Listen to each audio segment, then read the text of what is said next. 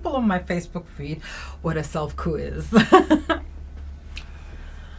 Comigo aqui hoje eu tenho a Sinem Onabanjo, que é jornalista turca, e ela vai explicar pra gente o que está acontecendo hoje na Turquia. Sinem, what is happening in Turkey right now? Last night around 8 o'clock, the world woke up to the news. Well, not really woke up, but realized that there was a coup attempt going on in Turkey. There were different reports from different TV stations. Initially, the only international station that showed what was going on was Al Jazeera. There was nothing on CNN, nothing on BBC. And then within 2 hours, it was everywhere. What was reported at the time was there was a coup attempt. There were clashing reports. Some said the military had control over the TV, the national TV station TRT. Some said, no, everything's under control. The government and the president are still under control. It's just an attempt by a faction in the army, an insignificant faction in the army. Yes, so basically that's how it started around GMT 8-9 p.m. Went on into the early hours of the morning. At that point, I was following the action on international TV channels and the Turkish TV from whatever I could see. The TRT ran an announcement by the so-called faction that was reportedly attempting the coup, saying that they had taken hold of the government and the control of the country and the authority to implement the lost democracy. There were other reports. The president, Recep Tayyip Erdogan, connected to CNN Turk via FaceTime because he was away on holiday and he couldn't he didn't have access to TRT. And he FaceTimed, and he and some other members of the government asked the public to go out onto the streets to protect the democracy.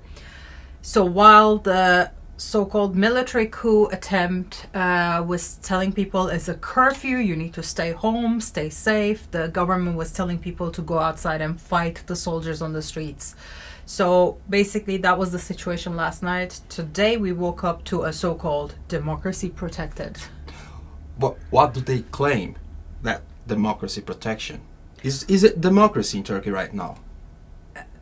It depends on which part of the public you ask. If you ask those of us that are secularists, meaning we want a secular democratic Turkey as the one that our founder Mustafa Kemal Atatürk established. If you ask us, which is a fair bit of minority now, maybe the 45% of the population, Turkey is a so-called democracy. Yes, we do have a democratically elected president, but over the last 13 years he's been in power, and his party, AKP, the political party in power, over the last 13 years they have assumed many authorities in time gradually, sometimes against the consent of those that have not voted for him.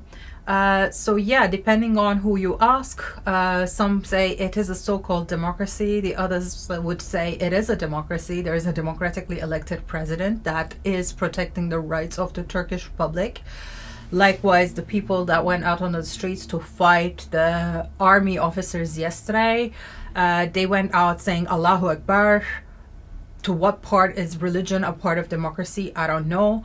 There were calls to prayer across all the mosques in Istanbul. So again, what are we protecting? Are we protecting Islam and the Islamic government, or are we protecting democracy? So again, it depends on who you ask. You say that what is happening today is that Turkey is going into a kind of religious democracy, not vote. It's not vote which decides what people is trying to do now is drive Turkey from a democracy where everybody votes and most of the people decide who is going to be the president, but now they're going to drive Turkey into a kind of religious controlled country. Is that? Yeah, yes and no. It has been not necessarily a religiously controlled country, but I think we are going, as my mom was saying to me over text messages last night, we're almost in the footsteps of Sharia law, the Islamic law, because of the government policies over the course of the last decade and some. They have dictated how people should lead their lives, which was not the founding establishment of the Turkish Republic. How much you should drink, whether you should drink or not in terms of alcohol. People do get beat up during Ramadan for not fasting. They dictate how many children a woman should have, or a woman is not a complete woman if she does not have kids. There are talks of banning abortions altogether in Turkey. So there are a lot of human rights and what should essentially be a human right being eroded gradually in the name of Turkish traditions and Turkish family values. And more there is a certain outlook on life which is more Islamic that is being imposed on people, as opposed to what for years I grew up with and my generation grew up with and our parents and our moms and dads grew up with, which was that religion is something between you and your God. You go to the mosque if you want to go to the mosque. You fast, you pray 5 times a day if you do wish to. If you can't fast for whatever reason, or if you do not wish to, you help the poor instead. So it was a very mild, very secular look at religion and what was around it. So I think over the last 10, 13 years, the government in place has created an atmosphere of us against them, and divided nation between the believers and the non-believers. We have the same problem in Brazil today because the media, some people, some members of parliament in Brazil are trying to make the same thing, to say a kind of, oh, God needs to lead the country. We are from God. We are the God representatives and we need to run the country as we think that we should. And in Turkey today, you say that the constitution is going to be changed because the religion is interfering into the constitution. Is that? Yeah, pretty much. Well, not necessarily the religion, but the certain mindset that the ruling party is in clash with what the constitution is. And I think over the last couple of months, the main topic of discussion or debate in Turkey was presidential law. So basically, Erdogan wanted to bring a presidential system where the president has control over the legislation. And obviously... a dictatorship. Almost moving towards a dictatorship. If there's no representatives, is a dictatorship. What's happening today then is a kind of play with the people. So people think that there is a coup, but what is happening is that the president is driving people to think that, and the president is behind everything. Is what you say. That is what I believe. That's what I truly believe, because if you look at all the loopholes in the so-called coup attempt that we've seen over the last 24 hours, when you ask the legit questions, you will see that there are a lot of loopholes to make it really into a factual, real coup. I've been discussing with a couple of friends from Turkey. I've been discussing with people on my timeline that are not necessarily Turkish, but are interested and engaged in what's going on there. And there is a Wikipedia definition of self-coup or auto-coup. And it is described as a false or staged coup, often planned or plotted by somebody who was democratically elected so that they can gain or regain new powers, and often it leads to dictatorship. Okay, the government make people scared that the military is going to take the government. With this, he gains the support from the people and plays the role he wants to play. That's pretty much it. And if you look at what's been happening over the last at least 4 or 5 years in Turkey, where the government rule got stronger and stronger, there is a policy of fear, not hope, that leads the Turkish public, well, at least the majority of the Turkish public. And the government in place and the president plays on fear, the fear factor. So when we had the first set of elections and there was no majority in the parliament and there were talks of a coalition, this was last year, after the June elections. So the elections had to be repeated in November. And during that time, the economy was not doing too well. The Turkish currency weakened. And there were a lot of attacks on what is considered to be the Turkish democracy. And the president played on the fact that, you see, when there is no stable government, when there's no stability, Turkey is open to threats and Turkish economy collapses. So we need stability, and we've provided stability for the last 10, 11 years. So you need to vote us back in. So that element of playing on people's fears. I want to share the problem we're having in Brazil today, because I believe that we have the same enemy.